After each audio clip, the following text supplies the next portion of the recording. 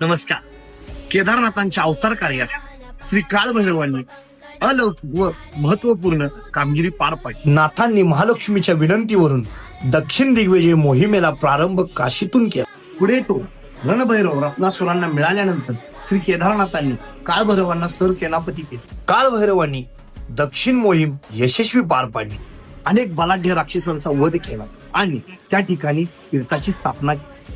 कुंभासूर मारुनी कुंभोज, कोथळासूर मारुनी कोथळी, दानवत्ती मारुनी दानोळी, भैयासूर मारुनी भुये, सिंहासूर मारुनी शिये या गावांची स्थापना केली. सिंहदुर्ग व इतर देवांची ग्रामदेवता म्हणून प्रतिष्ठापना केली. असा हा काळभैरव करवीर काशीचा नव्हे तर केदारनाथांच्या गळ्यातील तैत होता.